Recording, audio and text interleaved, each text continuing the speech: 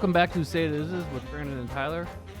It's been a hot minute since we did recording. I know I said like a week or two last time. Didn't exactly work out like that. There's reasons for all of that. So one, we have entered college sports season and it's end of year music season, which means I don't have a life anymore. And then not only that, but my phone broke just under a week ago on the dot. So I've been using a $100 piece of garbage Moto until I can get a new phone on Sunday, the 23rd of November. I got a bunch of concerts. I have to play in a concert on the first Sunday and second Sunday of the month. I have trombone choir Sunday, the third Sunday of December, and then it's Christmas. So and then we have through the college sports. My time's gone. It's just gone, right? It's just like now, it's called gone. So long story short, that's what's been going on. But anyways, so for the concerts, you have the December 7th at Sun Prairie West Performing Arts Center at 3:00 for the Sun Prairie Community Band concert. I'll be selecting pieces to go into that folder on the podcast YouTube channel, as well as doing what I've been doing with the trombone choir stuff, which stuff from the 16th should already be up. And also on top of all that, gotta go way back to shortly after this podcast started.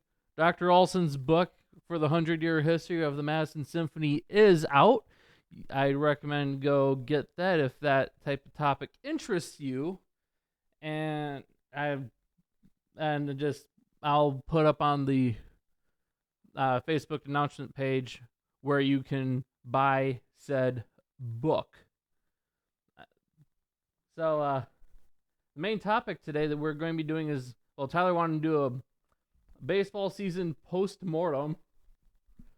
So, how do you want to describe this year's baseball season besides interesting? Meteor. I know you're not happy with the LA win. No, I am not happy with LA winning. But it was pretty interesting to see Toronto go into the World Series after beating Seattle. True. And it was fun to see the Brewers go as far as they did. Yeah, it's like they didn't have any pop in their bat. They had an injured Woodruff, so because they were injured and LA, it was a healthy super team, they weren't going to do anything. Seattle that was a fun run by Seattle. I wish they would have made it. That would have been a lot of fun too. But Toronto made the World Series like really close. But the problem is when you're up against a super team, a la 2001 Arizona versus Yankee, you have to play perfectly and get lucky just to beat healthy super teams, especially in the World Series. Well, they almost won it, but yeah, Shohei Ohtani baseball cheat codes over here. Yeah, that this kind of happens like that, doesn't it? Yep, sure does. He is a freak of nature when it comes to baseball. And now we're in hockey season where we're, thank God. Love hockey. Hockey is good. How much hockey are you planning on watching this year? Probably maybe half the season. Half the season, really? Well, I like more, like I said, I like more playoff hockey than regular season. Yeah, and like regular season baseball, you just kind of go here and there, just basically check the scores, check the box scores. Yeah. Because you're not going to watch both seasons. It's 162 games, so most of those games are pointless. Mm-hmm. Well, not all of them. Again, there's just a lot of them, and more teams have, like there are some teams that have more useless games than others. Like the Colorado. Rockies. Yeah, Colorado. And the Pirates. Reinsdorf. Except for Paul Skeens. Reinsdorf. The whole entire Chicago White Sox team. But that's because of Reinsdorf. Even though they did better than they did last year. Yeah, you're going to go up from there. Now, we were all surprised that Colorado had as many wins as they did because their splits were worse than last year's White Sox. Like the 2024 White Sox team. Yeah, but they, it's just every team gets that luck. Every team gets that one bad year, and unfortunately, the White Sox got their one bad year. Oh, yeah, but then you have the Colorado Rockies that exist. And then you have the Minnesota Twins, who sold off half their team. Yeah, that was an interesting fire sale, and they kept Joe Ryan like, hey, we want to keep this guy around to be one of our fixtures for our rebuilding franchises. I'm like, why are you doing that? You're torturing the man. Sell off half the team. All right, we're not going to be a playoff contender for 20 years. All right, bye. Well, more so towards the next 10. And then also when it comes to next year, you have the CBA expiring, which I thought was at the end of the playoffs. No, it expires September 1st. The CBA always expires at the end of the regular season. Yeah, but this one is expiring on the But September it's 1st. not. But the lockdown wouldn't go into effect until the next season. Lockout can start whenever they wish after the CBA is up. Oh yeah. I mean, I'd be fine without a playoffs that year. Yeah, well, yes and no. But they won't. They wouldn't let just the season go and No, they might just start playoffs early. Yeah, right. That's a possibility. And then not have a 27 season, which, folks, we have some minor league games to go plan during that year. Oh yeah, like we were thinking about going to North Carolina, or maybe go over to some other states as well. Yeah. I know we can literally just go like an hour and a half up to Appleton and just catch a minor league game. Right. But hey, minor league baseball in a couple of years, you can watch it off the MLB app. You can watch all the teams' games there for minor league stuff. Yep. And we'll probably, if we have the funds for it, we will be doing our first minor league trip. We will be doing a podcast over there as well. Ideally. We will be doing it in Charlotte, North Carolina, hopefully the weekend of June 12th, 13th, and 14th. They will... all depends on budgets. And I think if I saw, they should be playing Mississippi. Let me see. Mississippi is affiliate. Which Mississippi is there? Because Biloxi is a AA, not triple. But it's not the only Mississippi team. Oh, no, yeah. Oh, what was the other Mississippi team? I'm Googling this right now. Minor League Baseball. The Mud Monsters. Yeah, who's that affiliate? Oh wait, they're not. They're not. The Mud Monsters are not affiliated with anyone. Oh, that's weird. Let me see who they're actually playing. I can. I got it. I got it already. You got it already? Oklahoma City. Oklahoma City. That is, I'm pretty sure, the AAA affiliate of the Dodgers. Lovely. Oklahoma City Baseball Club. The Comets. The Comets are the AAA affiliate of the Dodgers. Yeah. So it's basically a White Sox versus Dodgers. Yes and no. Yes and no.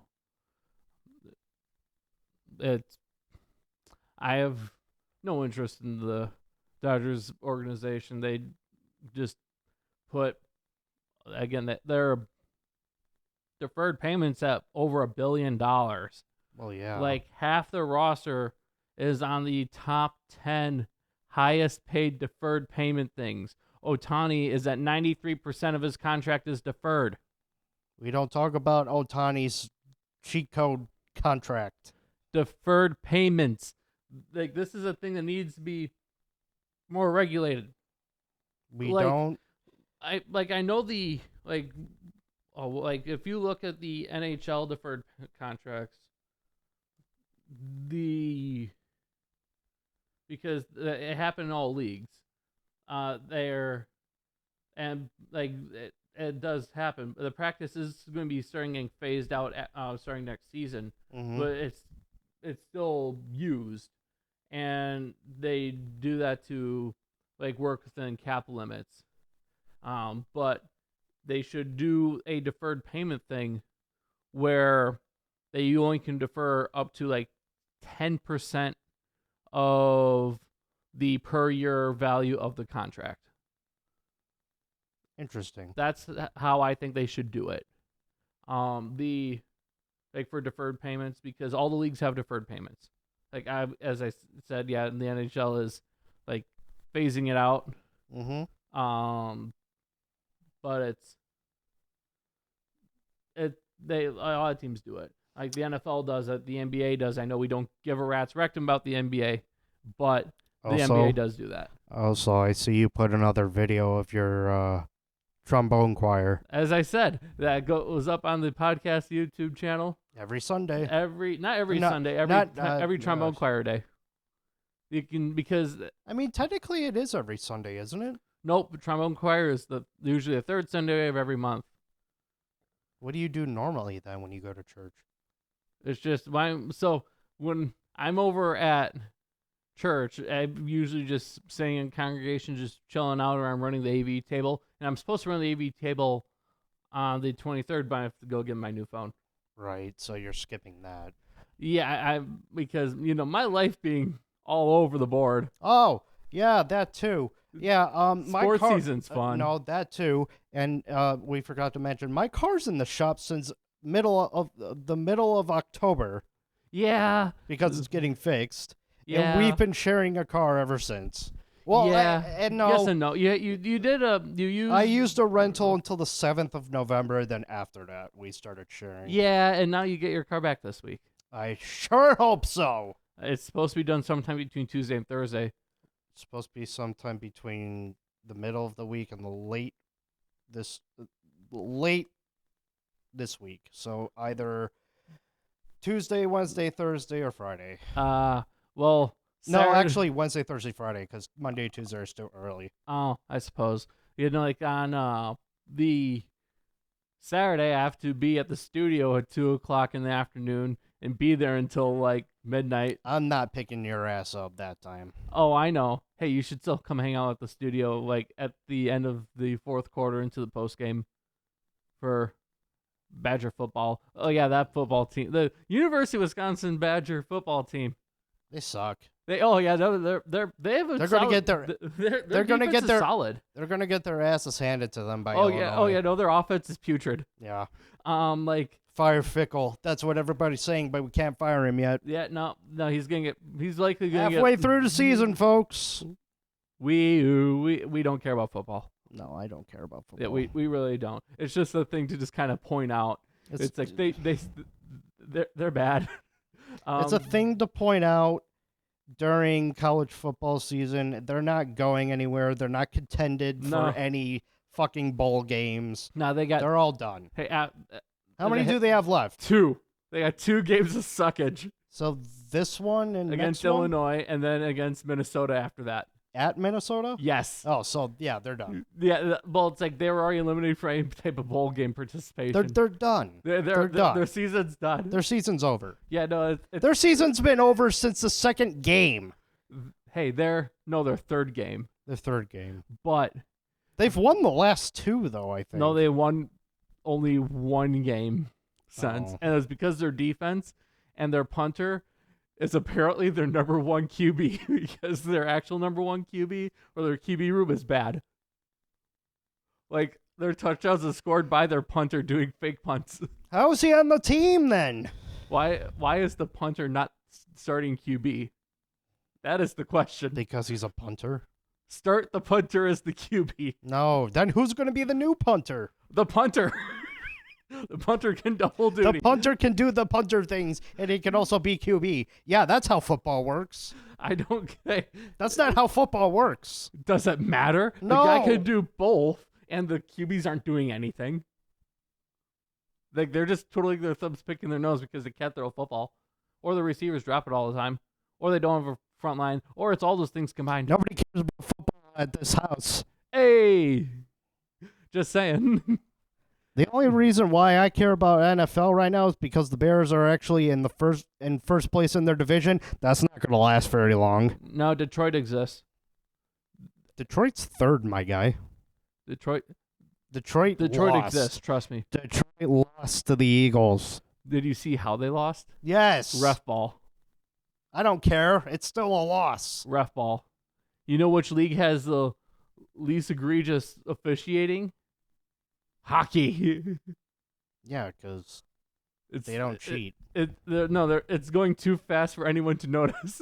Pretty much. It's just gonna keep going. It's like twice. Like it's okay. Something that it's okay. Don't stop it. It's okay. Kansas City has the refs in their pocket, and their dicks up their ass, and so does the LA Dodgers with the fucking umpires. All right. Ooh. Oh, shall we bring up how with the World Series you have the thing where the ball quote unquote got stuck in the wall? I'm going to bring that up right now. Do it. So, what was it, Game 5? It was Game 6 or 7. Game 6 or... No, it was Game 6. Game 6 of the World Series between the Toronto Blue Jays and the LA Dodgers. I forget who hit the fucking ball. Toronto. No, that was LA. No, it was Toronto who... No, yeah, it was Toronto who hit it. Toronto who hit it. I forget who was in center field at that point. But the ball got stuck under the wall. Quote unquote. Quote unquote. This happened during the regular season in a Mets game, and the umpire literally came over, rolled the ball out, and said, "This is in play."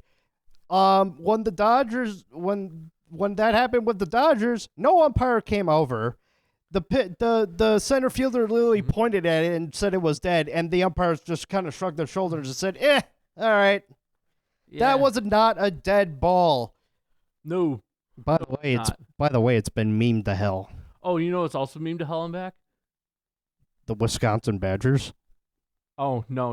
I was going to say the face Sal Frelick gave in Game 1 in the NLCS when a home run never happened, and he like, gave that look and got the guy out at home, and then Contreras had an unassisted double play. Well, no. Yeah, because Sal Frelick caught it at like an odd angle, I think, too. Yeah, and it bounced off the top of the wall back into the stadium, like back into the field. And Frelick stopped it from being a home run. Mm-hmm. And everyone thought it was gone. It was like, nope. That was a funny play. My thing is, the only way the Brewers are going to make it to the World Series is if they're not playing the Dodgers or Phillies. Oh, you know what there needs to be? Salary cap. That's going to happen eventually. Hey, the salary cap was the best thing that happened to the NHL back when that implemented back in the early 2000s. Yes, because now there's no super teams. And like when there are, they're very, very short-lived. They're not really super teams, though. No, they're just clicking all at the same time. Yeah. And that's why you have the dynasties last like 2 to 3 years, maybe 4. If there was a super team, how do you think Vegas got into the Stanley Cup final against Washington when they were first introduced into the season, but they lost? Yeah, so the reasoning behind that is they had put together like a genius like front office core that. Well, they had a good team when they first started. Yes, out. but they had to do that expansion draft, so they had to like collect the personalities and talk to who would work well with who, so they got the perfect chemistry going. And then they used the front office brains that they got, and then all of a sudden they became a success story right off the gate. Yes, that's what happened. Yes. But with the MLB salary cap, I know you want a smaller cap and floor than what I would put it. Yeah, because then that would restrict super teams from happening. Yes, but so I'm going to go with my whole logic bit. You grandfather in the current contracts. You have the floor set at $90 million, so that way the teams who aren't spending money, like Pittsburgh or the Marlins, are forced to actually spend money, right? Mm-hmm. And then you have the ceiling or the cap be a $220 million for 3 years. Yep. And then after the 3 years, bump it to $240 and leave it like that for the next like decade, right? Mm-hmm. All the current contracts are grandfathered in, get filtered through and out. And you have, and the only way you can go over a salary cap, which is like it is in most, like all the other leagues with the salary cap, is you only can go over with the rental player. Now you have to define a rental player. I would define it as a player that is on team for a half a season to year and a half. But if a player is on the team for a half a season and enters free agency, and that team wants to retain the player and be over the salary cap, they have to offer a 1-year contract and cannot go be more than a 1-year contract. That would be, and like eventually, like you have teams like the Mets, the Dodgers, the Yankees have to start shedding payroll because they're above that, and then I would still keep the luxury tax system on top of that, where the top 5 payrolls of each year, regardless of the team, have to pay the luxury tax. If that makes sense. I mean, that does make sense, but we all know that's not how the commissioner is going to do it. No, and in fact, I even added the MLB and the Players Association to have me help with their CBA stuff. That way they can have a third chair representing the fans, so they can have a fans first perspective on things, so things don't go sideways. You and every other fan in the MLB have done this, probably. No, I actually went on I went on like Twitter/X and I did that. Yeah, I know. So has everybody else. I have not seen anyone else do that. Well, it's somewhere. Somewhere at some point probably, but I know I did it, and I've been there's no response. Now there is a story right now where they're doing preliminary talks already. Well, yeah. That way they could. That way they're trying to get the agreement happen. Season. No, they're trying to get the agreement happen before there's an actual lockout. Yes. And usually that does happen, but this time there might not be. Right, because the big fight is going to be over that good old salary cap. Well, there needs to be one. 28 of the owners want it, and all the fans want it. Guess who doesn't want it? Dodgers and Mets. Yep.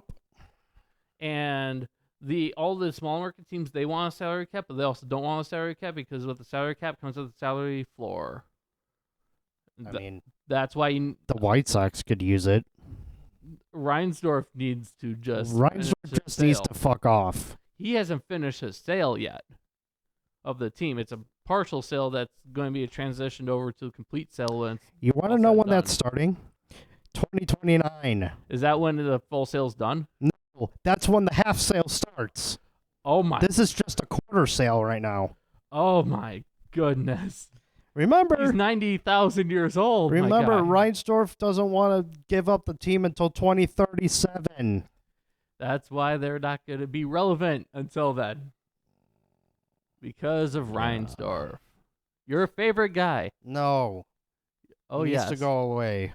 You love Reinsdorf as much as some people absolutely love the modern day Democrats. I don't like the modern day Democrats or Jerry Reinsdorf. I know that, but I'm just... I know what you're trying to do. It's the same... I know. You like them equally. Yeah. Yeah, but now, there was also the hot debate, even after the MVP vote for AL. I'm going to give some numbers here. Okay.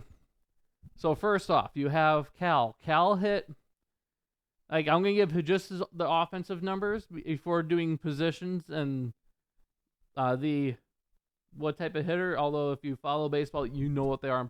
On side note, Josh Naylor did sign a 5-year contract with the Mariners to stay with Seattle. That's a good fit for him. He likes hanging in Seattle. He likes playing in Seattle. The Seattle organization absolutely loves him. Besides the point. So this year, Cal had a 247 batting average, 60 home runs, 125 RBIs, 14 stolen bases, OPS of 948. Judge had... also Cal's WAR was 7.4. Judge was at 9.7 WAR with a 331 batting average, 53 home runs, 114 RBIs, 12 stolen bases, and a 1,144 OPS. With OPS plus being at 215, Cal's was at 169. So just by those numbers alone, no one has ever won the batting title while also having 50-plus home runs before. That just has never happened. So just off the face of that, you could easily say that Judge deserved his third MVP, his second consecutive. But where things get interesting is where you start putting in positions. Judge primarily plays right field, and he had 56 games this year where he was a DH. And a lot of those came after an injury. And when he was just DHing post-injury, he was hitting like 200 or 220 or something like that, right? And with Cal, he played a total of 159 games and most of once a week he would be a DH, but otherwise for 5 to 6 days a week he was behind the plate getting abused by bats and managing a pitching staff, having a 35% caught stealing rate when chucking guys out. And then he also did not have any pass balls happen until the playoffs started, and the MLB awards that are done by the Writers Association, those are all due the day before playoffs start, I believe. Now Cal plays catcher, as I said. Cal also is a switch hitter. Most of his home runs came from his non-dominant side. Catchers also don't hit 60 home runs. Cal broke the single-season record by a Seattle player for home runs. Same thing, a switch hitter and a catcher. So the Judge ended up winning that MVP toll by 4 votes. It was very close. Yeah, no, that's like ridiculously close. Now, some could say that Cal deserved it outright and not Judge. Some would say Judge. What would be your opinion given all that stuff I just gave you? I just think Cal Riley or Raleigh or whatever, I don't fucking know. He's bad at pronouncing last names. I'm bad at this. But I just think he was the better player to get it, but statistically, Judge would have won it anyways. Well, because that's based off just offensive numbers. Well, right. Now, where the argument really gets interesting is that you have like the WAR stat that does include defensive stuff, but it doesn't include everything that the catchers do, because catchers are that premium position, while right fielder is not as premium. Although Judge is one of the best pure hitters to ever live, we are talking about a catcher. So I'm going to read an article from The Athletic. It's written by 4 people who voted for MVP, some who voted for Judge, at least one who voted for Cal, right?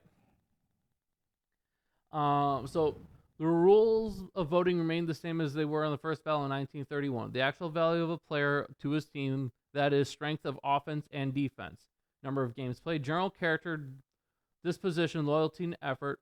Former winners are eligible. Members of the committee may vote for more than one member of a team.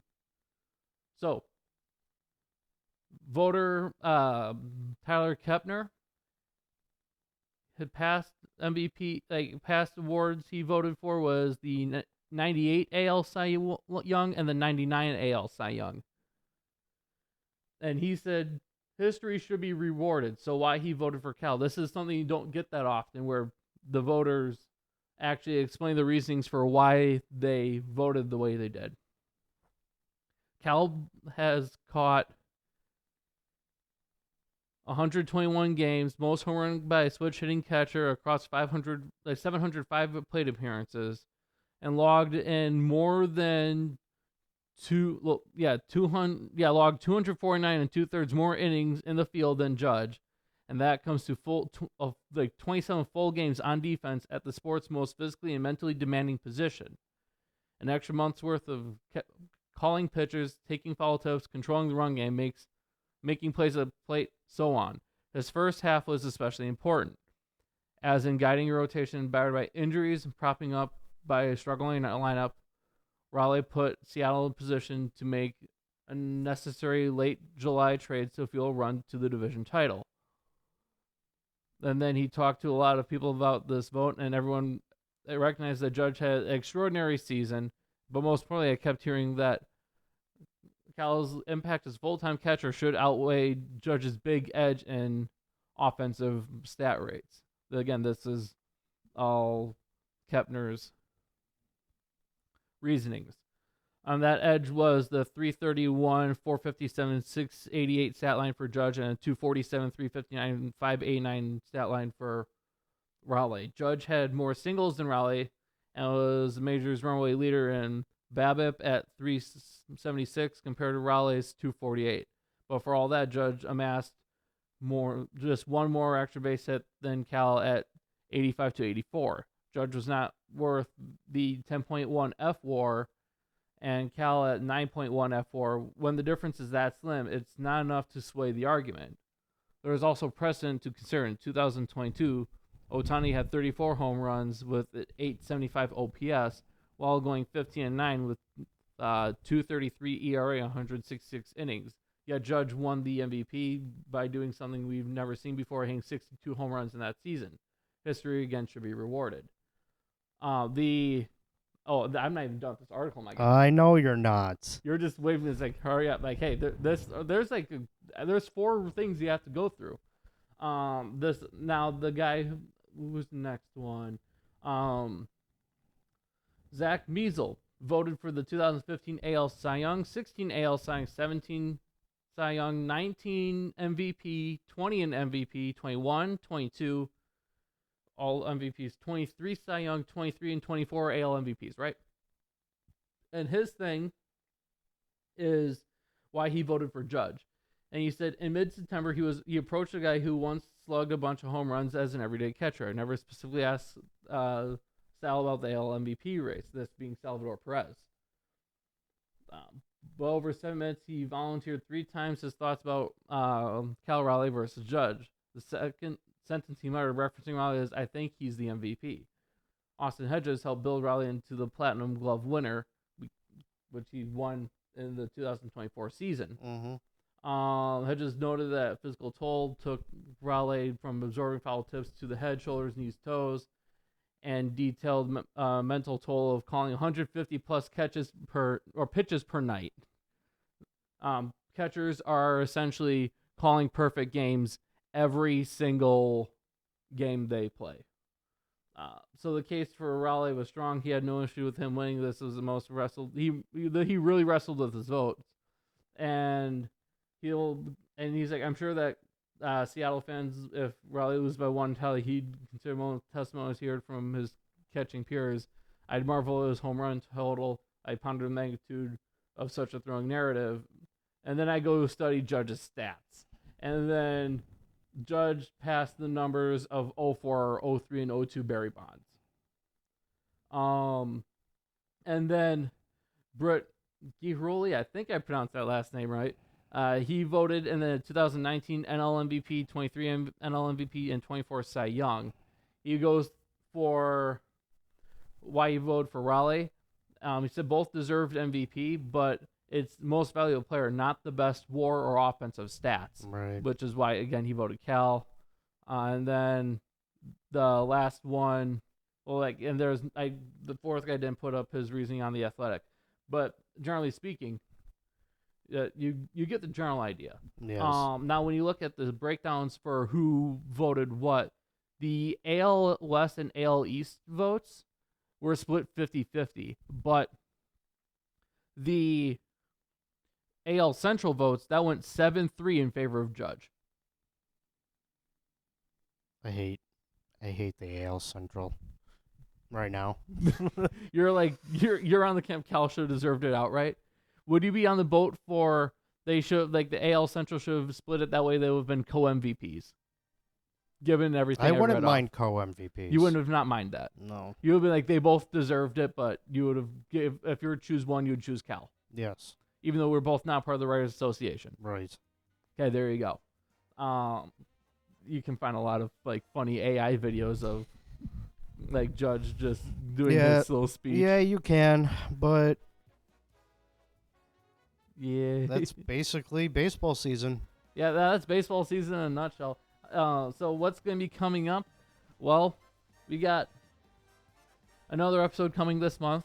In December, we're going to do a Christmas special. And then that's it for that year. Well, yeah, not really, because we still have a second one to do, which is going to be some sort of interview. And then we're going to have interviews and random topics we're going to do up until the start of next baseball season. Right.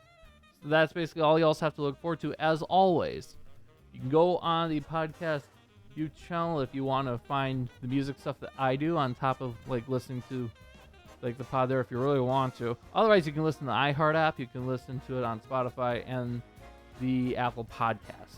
You can contact us at letschatbt@gmail.com.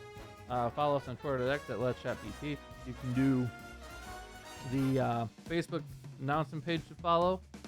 Join the community group there. You can also, if you want to get the Discord lively so that we have a reason to use it, then by all means.